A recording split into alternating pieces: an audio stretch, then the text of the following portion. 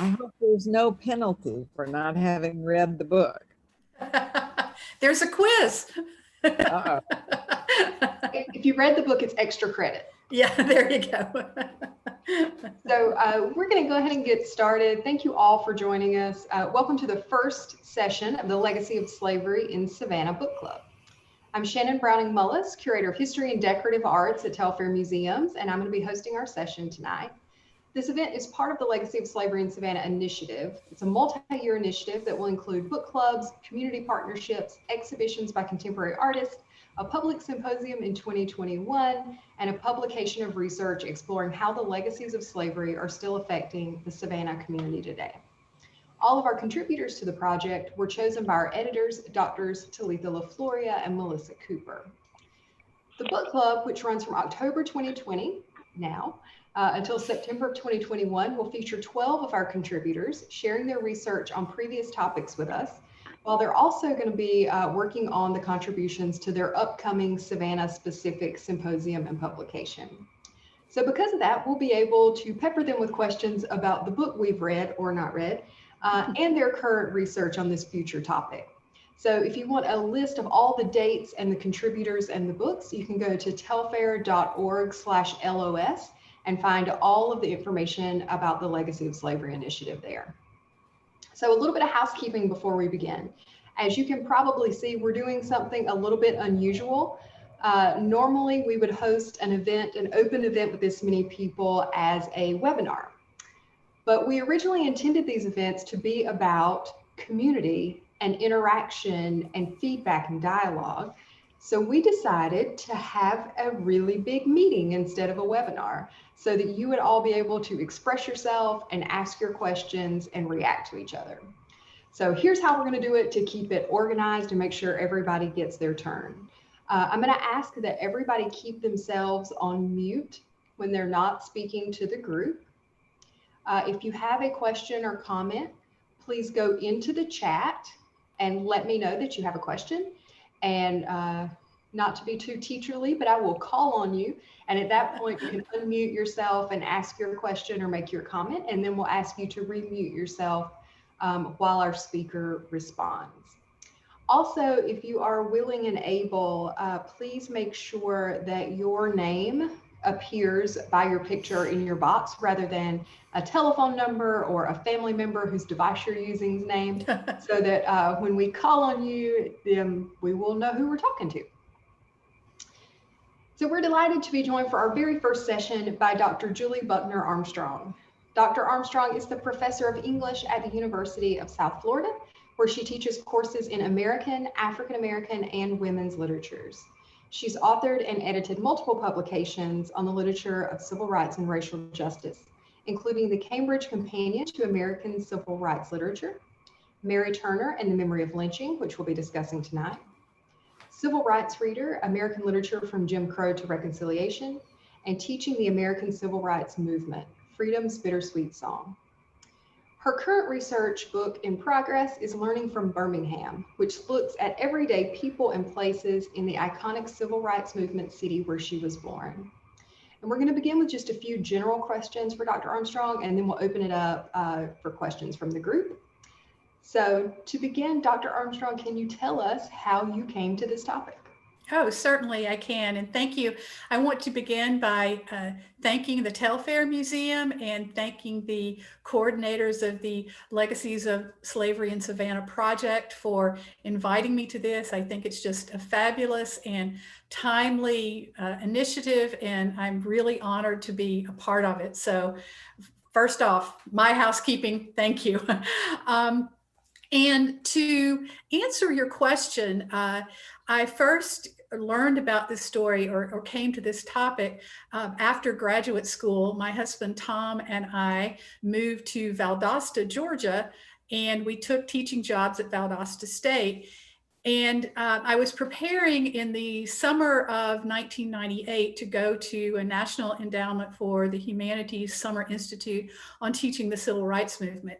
And I was doing my homework, reading one of the books for the seminar, and it was Leon Litwack's Trouble in Mind, Black Southerners in Jim Crow. And in the book, he describes the lynching of Mary Turner, which took place in 1918. And the incident started after the murder of a white farmer and named Hampton Smith, and at the attack on his wife, an alleged attack on his wife. And after that happened, there was a posse formed and went out over a period of several days, nearly a week, for just looking for suspects and really rounding up at random anyone that they could find. And so it's the numbers of how many people were killed. It's hard to judge. Some estimates are around 11, some were around 18. Many of the bodies were never found. But it did take place over a period of time for about a week and over a couple of counties, Brooks and Lowndes County. And one of the focal points of that mass lynching and that lynching spree was the murder of a woman named Mary Turner.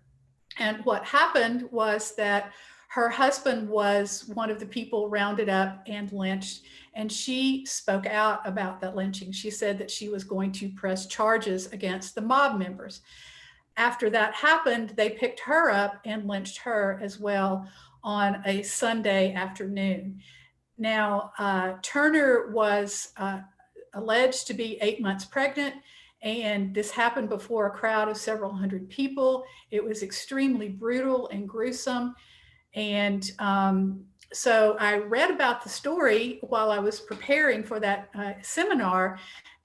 And, you know, a couple of things about it struck me. One was the grotesque, brutal nature of what happened in this community, and especially to Mary Turner. A second thing was that here was a story about racial violence where one of the victims was a female, which is not typical of what takes place or what had taken place, or at least what I knew of that history.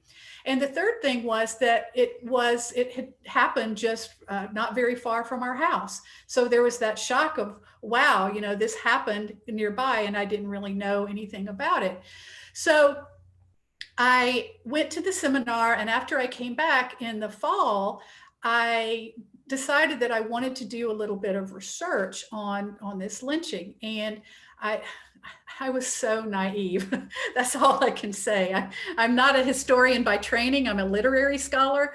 So I just plunged right into this with all the wrong methodologies and questions and so forth. You know, I went to the historical museum in Lowndes County and in Brooks County and just marched right in the door and said, hey, you know, I understand there was this horrible thing that happened in 1918. Why don't you tell me about it? And I got that stony-faced, what? Nothing like that has ever happened in this county.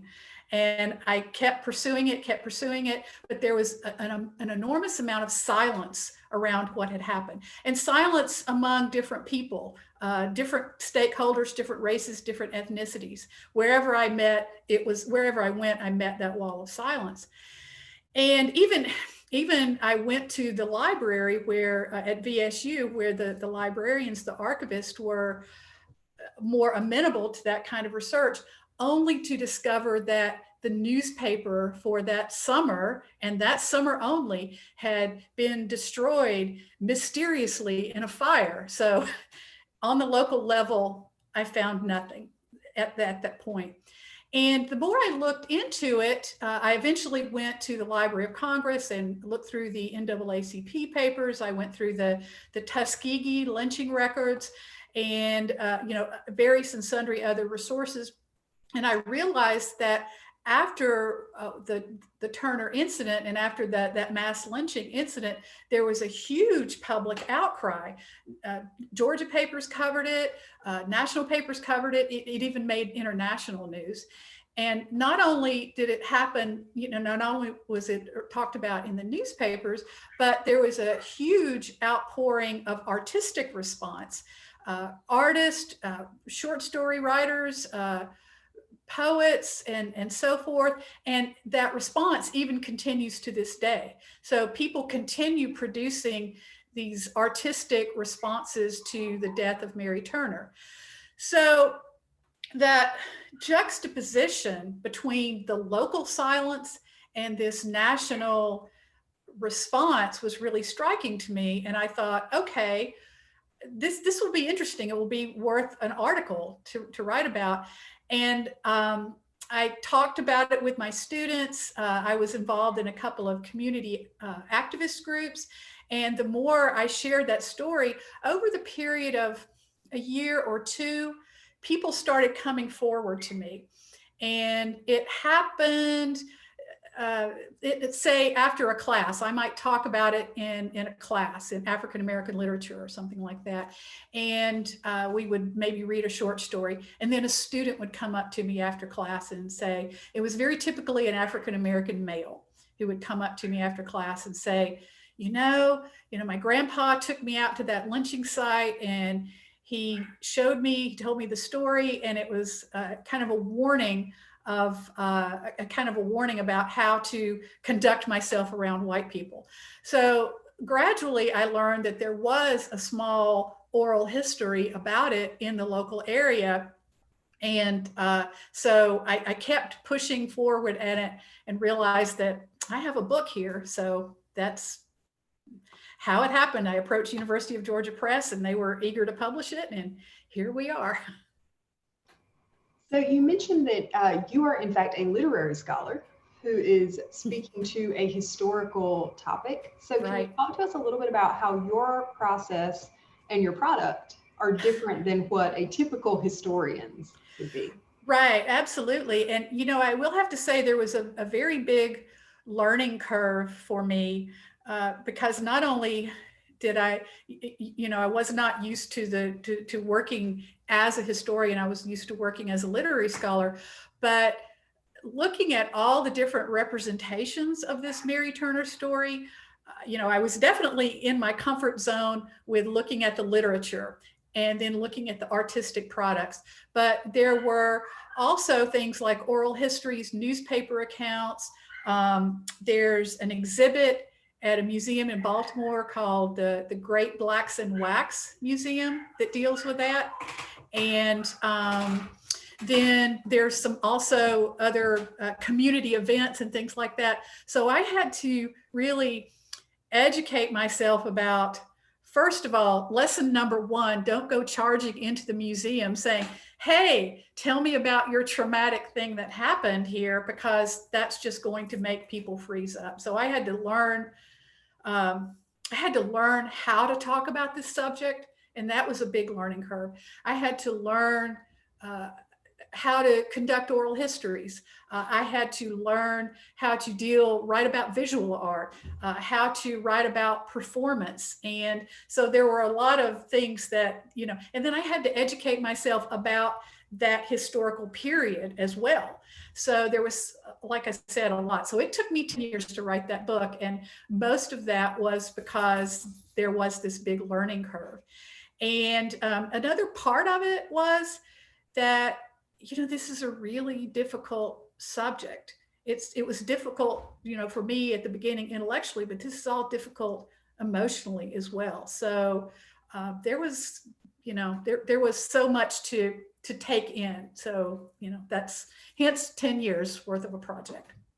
Did that answer your question? Yeah, I think okay, it did. Good. So I am going to open questions up to the group. So as we talked about at the beginning, if you have a question, if you'll just type into the chat that you have a question, you don't have to tell me what it is. We can call on folks and then get the conversation started.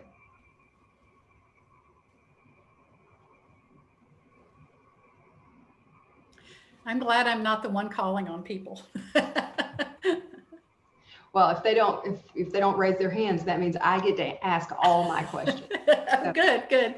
That's good too. All right. So I see that we have a few people chiming in. Anselin, do you want to start us off? Sure.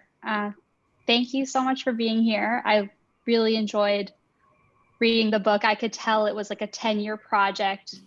I really enjoyed seeing sort of how you really walk us well through how your position evolved and how you sort of got more savvy talking about these things. I was really struck by what you said, I think in the introduction, something about how, you didn't feel like it was your place as a white person, talk about this really painful aspect of Black history.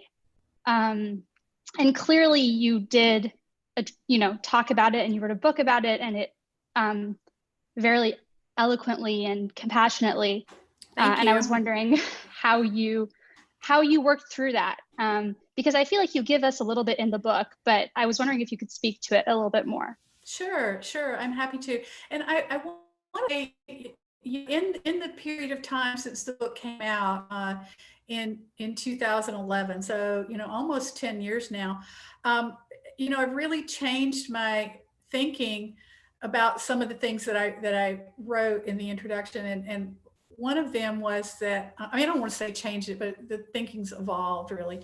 And in the beginning, I didn't feel comfortable speaking as a white person on this topic. And but over the years, I've really come to see that, we think about this as something that belongs to Black history, but it's something that is American history. It's US history. African Americans did not lynch themselves. The people who lynched them were white. And so this is white history, and it's an unacknowledged part of white history as well. And that, there's a lot of work that needs to be done by white people around issues of racism and violence. And I think that is one reason why an initiative such as, Legacies of Slavery in Savannah is so important, because we are still living with these legacies. They impact us in the present in ways that we just don't always acknowledge or recognize. And that's so true, especially of white people. And I really felt it was important for me as a white person to speak to that and, kind of put my own naivete on the line, my ignorance on the line, because so many people, so many white people are that way. And we have to talk about those things. It's crucial that we acknowledge those things. So my thinking has changed a little bit about, about that on that topic. But, more pointedly, to answer your question, the process of doing this was very difficult. And there's so much, it's intellectually hard, it's emotionally hard. And a couple of things helped. One is that I almost gave up on the book. There was a period of time I thought, I can't do this. I'm not ready for it. I'm not prepared for it. It's too heart-wrenching to work through. And I really had a group of committed and outspoken students at Valdosta State who really challenged me on that. And, African-American students in particular who, would say things to me like, you've done all this research and you have this knowledge, it's a completely white thing to do to walk away from it. So how are you going to take responsibility for it? What are you going to do now that you have this knowledge? And so, that always stuck with me and, kept me motivated. And a second thing was I did a scholar in residence. I worked at University of Mississippi's, it was then at the University of Mississippi. I think it's separate now, but it's the William Winter Institute for Racial Reconciliation. And it was at that time headed up by Susan Glisson. And so I worked there for a year, and being part of these community dialogues, the Winter Institute does a lot of stuff.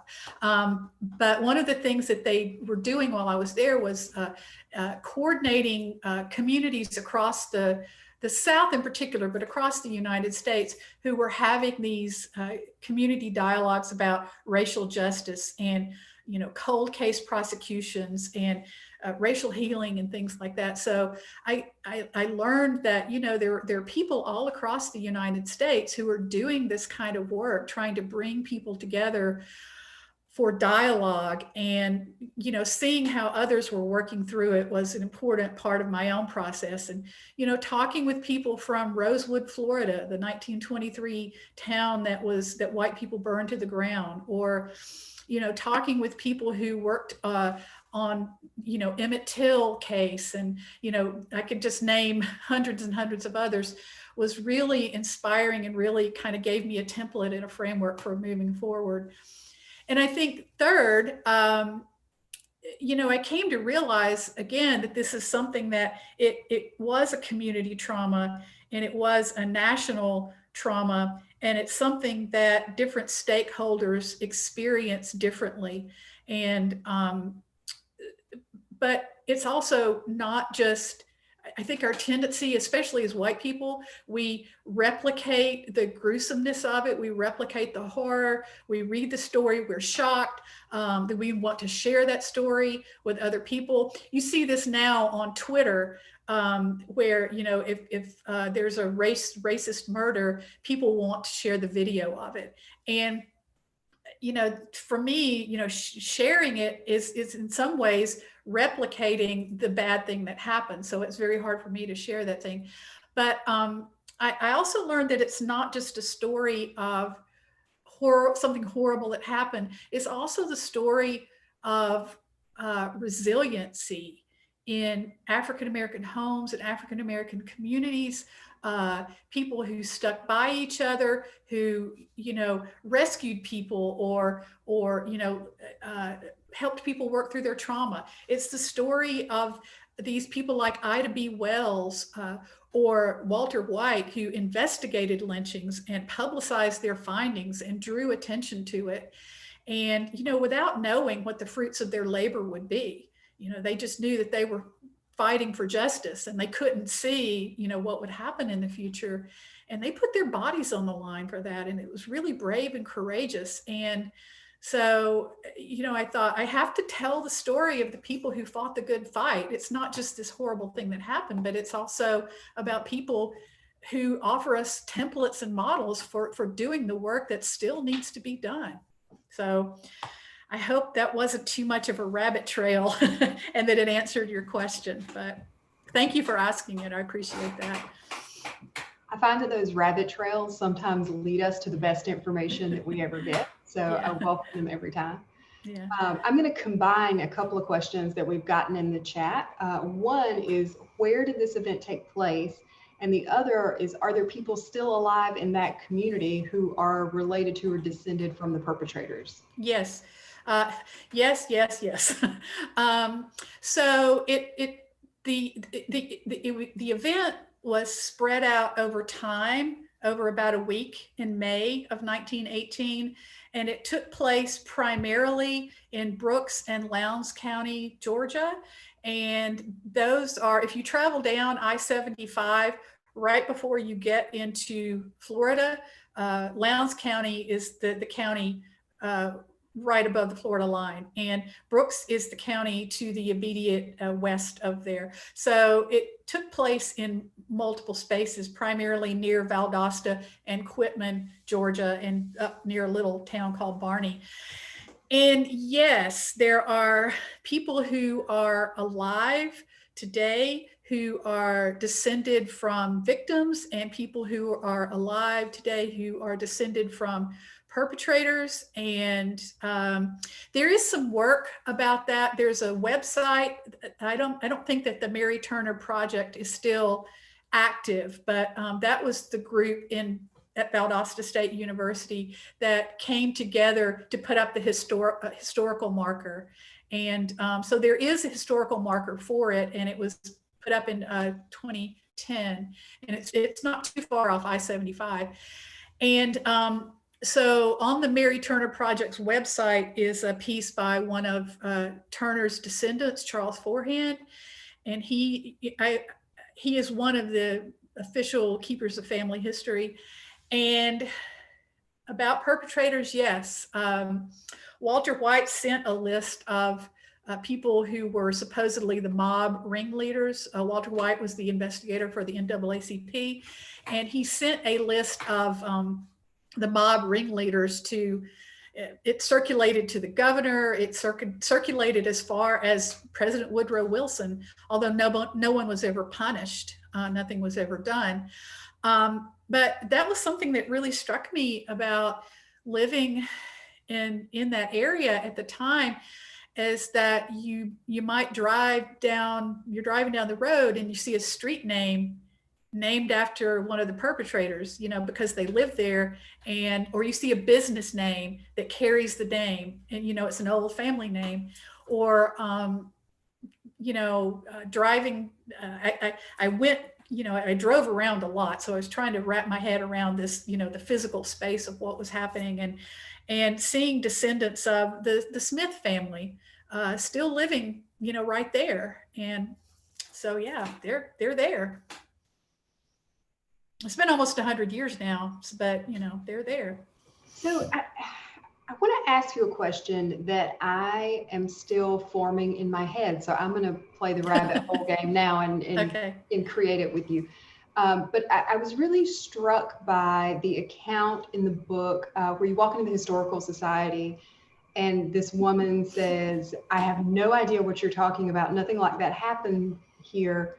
My grandfather was the sheriff at the time." Yeah, absolutely. And I was like, whoa. And the thing that kind of was coming up for me was thinking about what has happened in the last year, in 2020, where we have a large amount of white people in our country who have been living surrounded by inequality, but all of a sudden their eyes opened and they said, whoa, this thing was always there that I didn't see.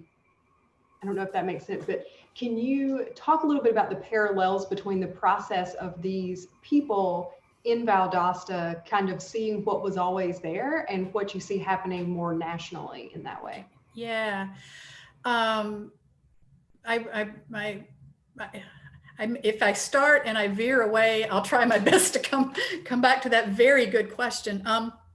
And I just want to, clarify that, in this process of talking to people, it's very circuitous. And so in that incident of going into the Brooks County Historical Society Museum, I was there for quite some time.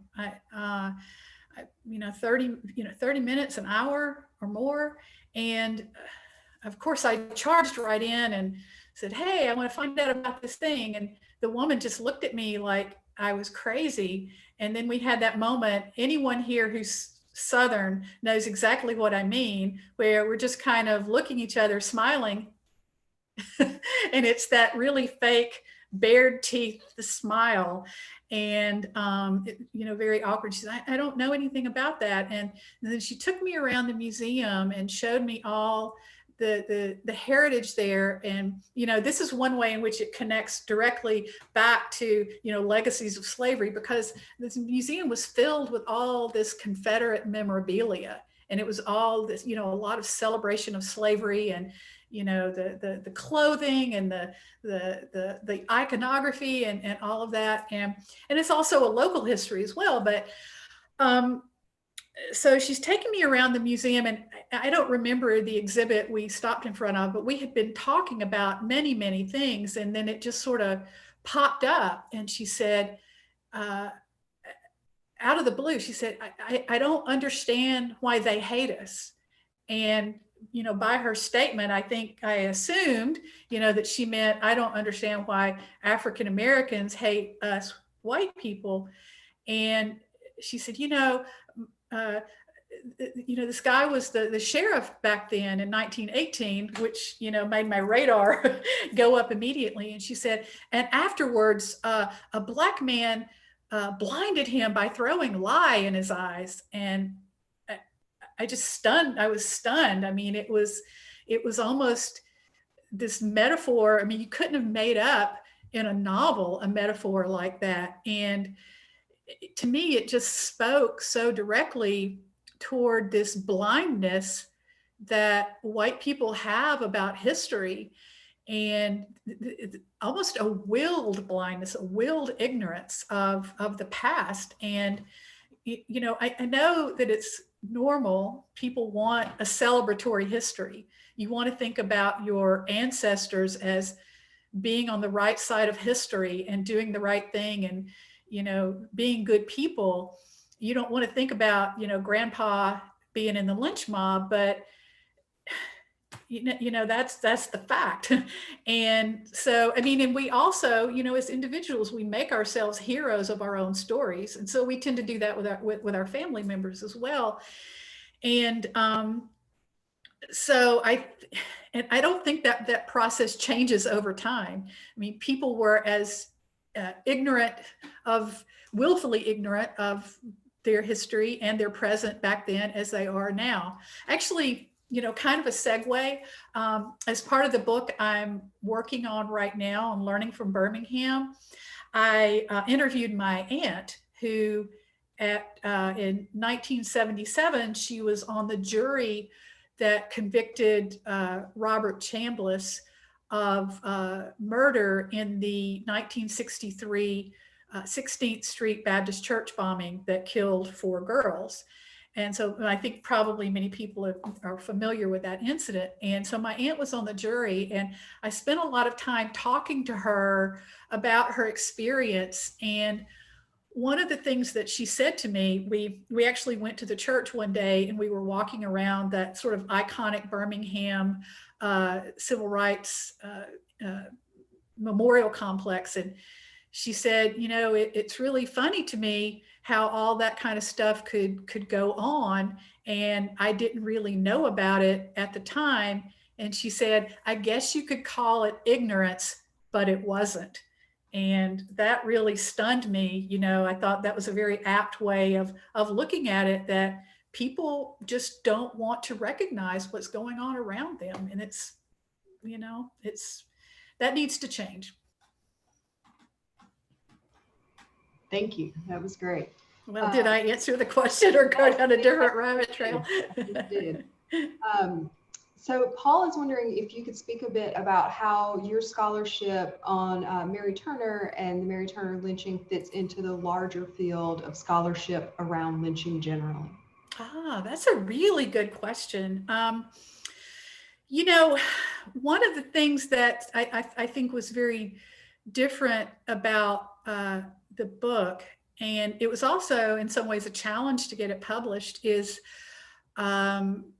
most people who have written about lynching, it's changed since the publication of the book, but back in the 20 years ago when I first started this work, the kinds of things that were written about lynching were either sort of sociological stories, sociological studies, things that tried to understand the phenomenon and what happened and why, and trying to explain it.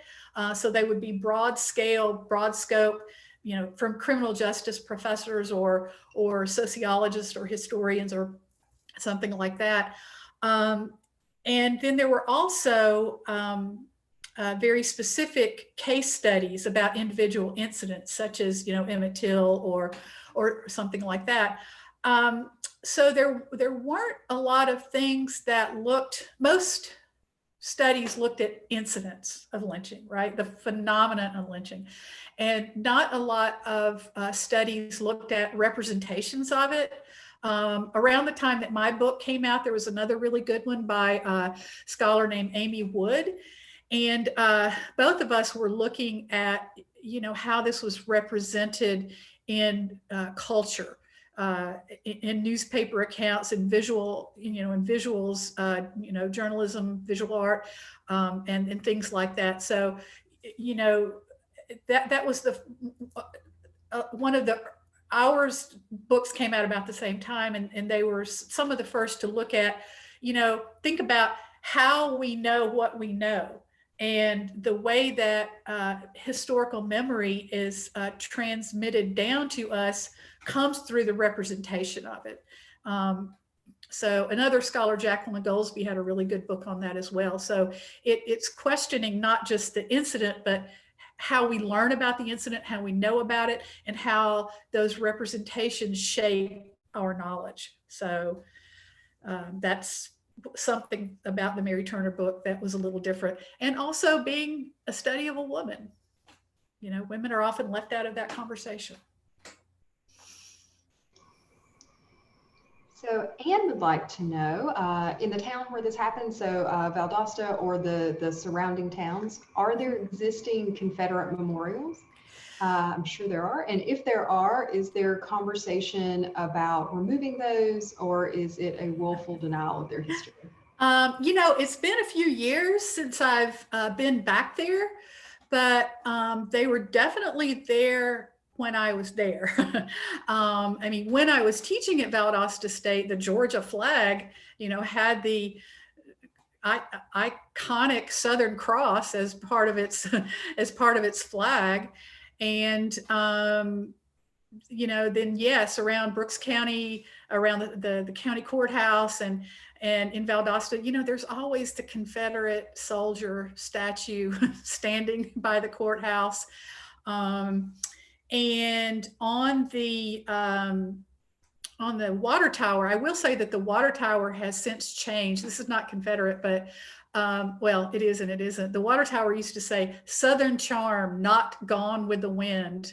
And but that has since changed. But I don't know about, and I know the Georgia flag has changed, but I don't know about the statues around that local area.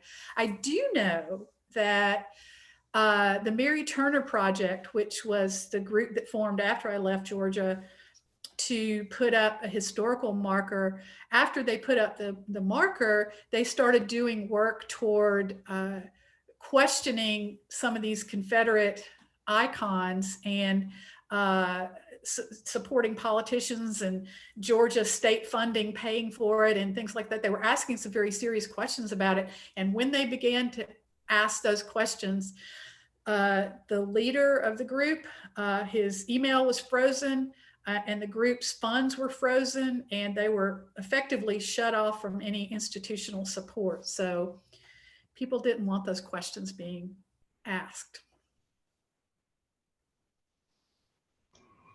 Wow. So our next question is about oral history, really. And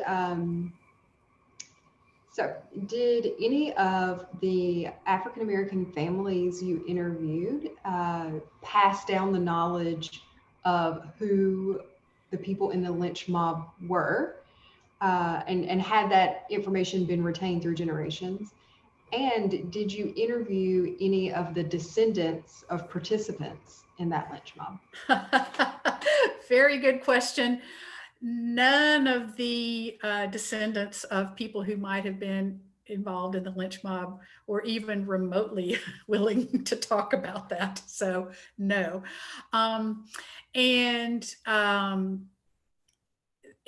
With regard to the African-American families who were descended from either victims or, you know, bystanders, obviously, you know, there was, well, first of all, I did not get information about perpetrators from them. You know, that came entirely from the NAACP papers and Walter White and the investigation and things like that.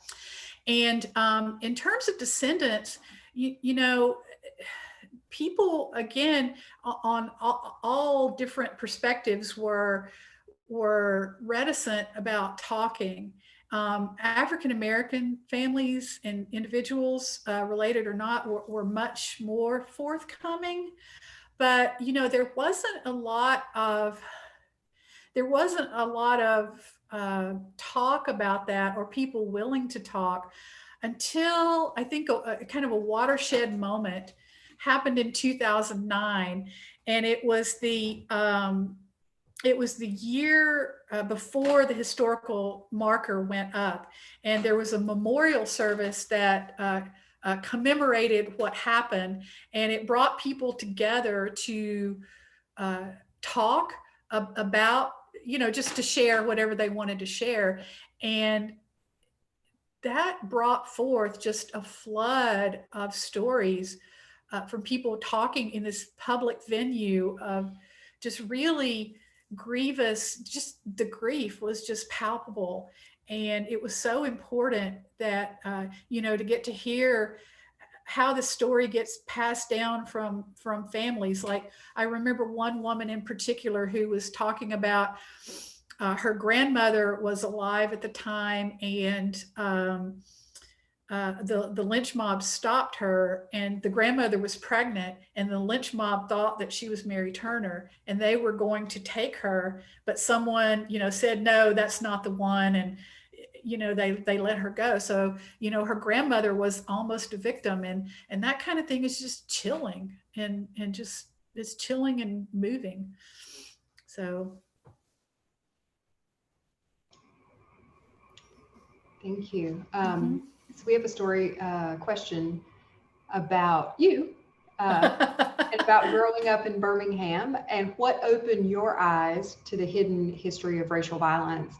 Is it something that was talked about in your family, or in your high school or undergrad or grad school? And said very succinctly, in another way, what is your origin story as a civil rights scholar? Well, that would be the topic of the next book, Learning from Birmingham. And I can't pinpoint one thing, because that really is something that evolved over a long period of time. And, it's interesting that a lot of people who do this kind of work today, again, people make themselves the heroes of their own story. And it's very easy to think back and remember yourself as always a crusader for justice and always doing the right thing and always on the right side of history. And, as I began to research, going back through my old scrapbooks and my letters and my high school yearbooks and talking to friends, I realized that, I grew up with the prejudices of my time, in the late 60s and early 70s, even though I thought of myself as, this liberal hippie who wanted to save the world. I wince when I look back at, some of the things I saw, thought, and said. But probably some of the most important inspirations or changes or influences came from, like I said, my aunt, who was on that jury. Strangely enough, she was married to my uncle, who was one of the 101st Airborne Division troops who guarded the Little Rock 9 in 1957. So I grew up with an aunt and uncle who I knew were like everyday people who played a role in larger historical civil rights events. And, that was very important. I went to integrated schools and, was always around a diverse range of people. So I think that is very important. Because a lot of white people I know who still have that willful ignorance, that willful blindness, is because they've lived all their lives surrounded by white people. They've never had a friend call them out, or, someone tell them, you can't say that, that's stupid. Stop saying that, that's racist. They didn't have people, calling them to account for their thoughts and their behaviors, their actions. And, working in integrated workplaces and things of that nature. So it's very much a gradual process. Those are a couple of things I can point to, but again, stay tuned for the book. University of Alabama Press, coming soon to an Amazon site near you. Or your local bookstores, I'm sure. And our local bookstores. So we have a question about whether the historical marker for Mary Turner was associated with the Equal Justice Initiative, which I assume it was not, because I don't think that they were putting out markers yet. But I wonder if you could, since we're talking about this anyway, talk about how their work has affected the memory of lynching. Oh, wow. And that's really interesting that you asked that question, because I am doing a conference presentation on that for the Southern Historical Association in November. And I was actually writing my conference paper today. So that is foremost on my mind. The Mary Turner project was prior to the EJI's official doing of the work. The EJI started this in the early 2000s, but they weren't really going public with things until after, say, 2013, 2014, something like that. And so this happened separately before the EJI. And so the EJI has had a major impact on the way that this work is done. And, you know, there are different ways. There's resources. There's an institutional structure, money. If you're a community remembrance project that's officially, you know, affiliated with the EJI, you know, helps, you know, finance the historical marker, the physical marker, the making of it, the transportation of it, and things like that. So money, institutional support, you know, they have a playbook. They have a guideline for how you do this work as a community. And then there's also the cachet. You know, people know the EJI, they know about Brian Stevenson, they've seen the movie Just Mercy, or they've read the memoir. So it's easier to get people involved in this kind of work because it's become more prevalent now. And, you know, back in the day, you know, when the Mary Turner Project and other groups like that were first putting up historical markers in the late 90s, you know, people in Monroe, Georgia, Morris Ford Memorial Committee, Duluth, Minnesota. I mean, these were people, you know, on the cutting edge of this. But for us, you know, people involved in trying to commemorate or remember Mary Turner, we were thought of as the fringe, you know, the outliers, and, you know, those rabble rousers, those hippies that, you know, are trying to shake up the world. And so now it's moved from a more marginal activity. I think, I don't want to say it's more of the political center, but it's definitely moved away from that far fringe margin, and it's seen as a more common activity for people to engage in. I think that's the EJI's biggest influence, really. And if I could add to that from Savannah, we have, before COVID shut us all down and made us sit quietly in our offices, we came together with a group of institutions and individuals to form the Chatham County Community Remembrance Project Coalition. Not that 3 times fast, but we are working with EJI to put up a memorial to the Chatham County lynching victims and to bring the lynching monument from the EJI Museum and Memorial to Chatham County. Very good. And all Savannahans and Chatham County residents are welcome to be part of that work and part of that conversation. So please shoot us over email or message if you'd like to be added to that email list and to be part of that conversation. Yeah, good for you. So we have 10 minutes left, and I'm going to selfishly insert one more question because it is something I've been thinking a lot about, and I think it's important. So historically, in the time that lynching was really prevalent in our country, we saw mostly Black men being portrayed as criminal or as violent, and that was used to justify this lynching. And in our more recent history, we have seen Muslim people portrayed as the actors in terrorist activity.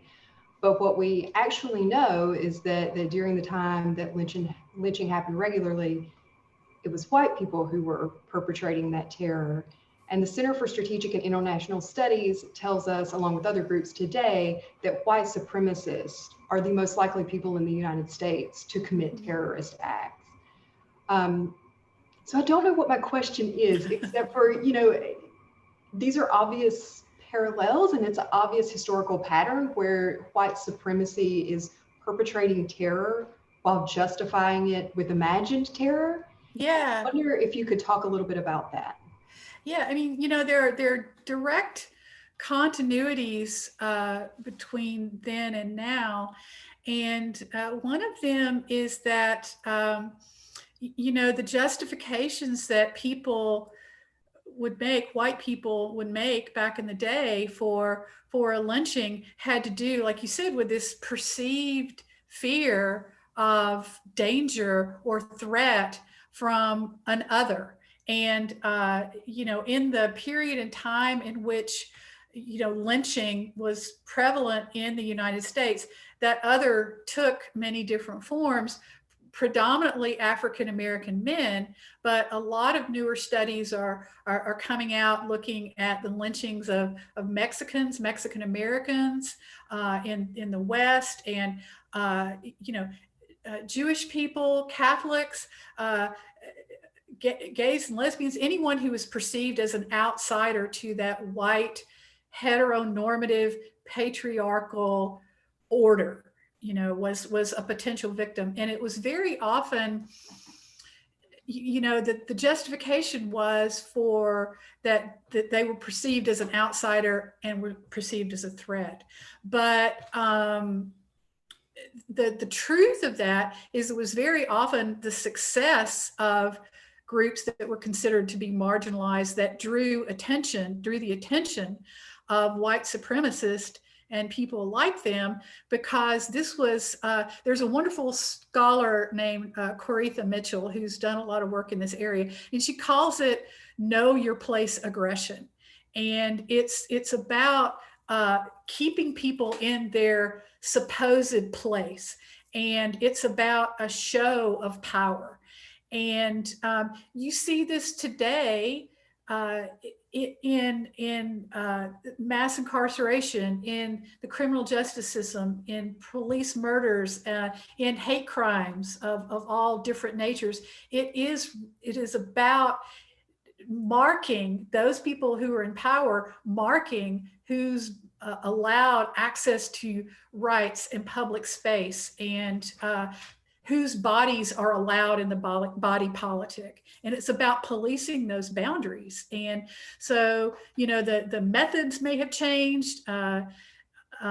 Sometimes the targets change over time, but the underlying principle still remains the same, that it really is about a show of power and policing who gets access to that power and who does not.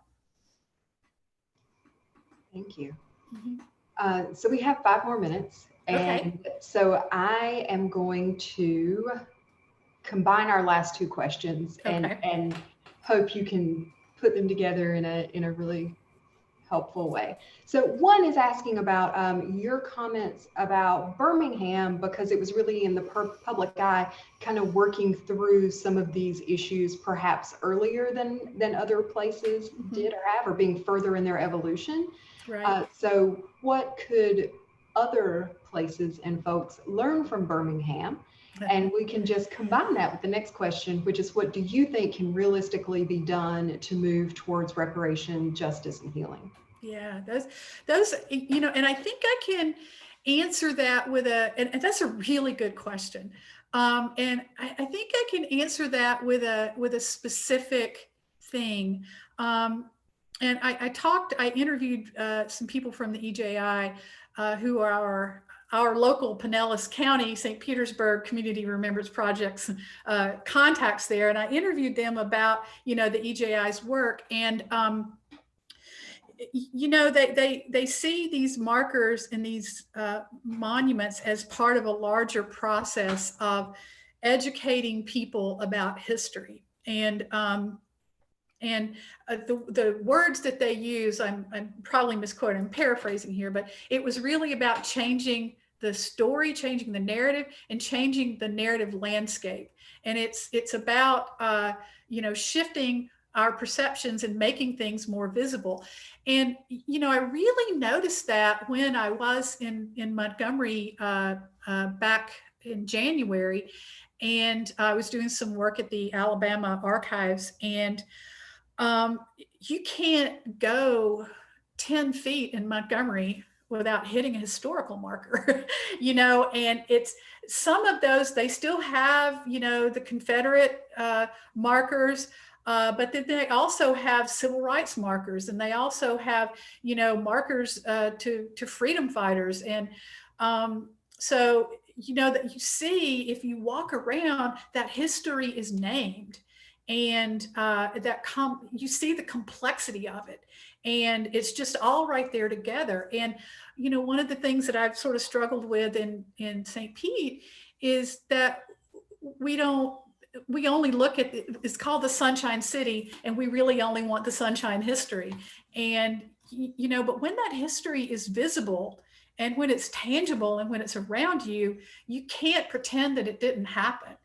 And I think one of the most concrete things we can do is to attack that willful ignorance and that willful blindness, and make sure that people, and the EJI's effort was part of that, and they're trying to change the culture of the legal system that wrongfully convicts and incarcerates predominantly African-American men. So they're trying to change the conversation, trying to change the culture. And the way that you do that is by changing people's perceptions and what they know. So that to me is the most tangible thing that can be done. These markers are a great step. It's not the only step, but it's a great step. It's a very positive step forward. And thanks for that question. Well, Dr. Armstrong, we cannot thank you enough for taking time to join us tonight. And for all of you who tuned in after work, put your cameras on if you could, and really engaged in a lot of great questions. So we enjoyed it so much. And I want to remind you that on November 12th, we will be doing this again at the same time. And we will be discussing To Tell the Truth Freely, the life of Ida B. Wells, with the author Mia Bay. So it's going to be another fantastic event, and I hope to see you then. And thank you so much, everyone, for tuning in. I really super appreciate the questions and everything. Keep fighting the good fight. Okay, bye-bye. Thank you so much. Thank Bye. you. Bye. Thank you. Bye.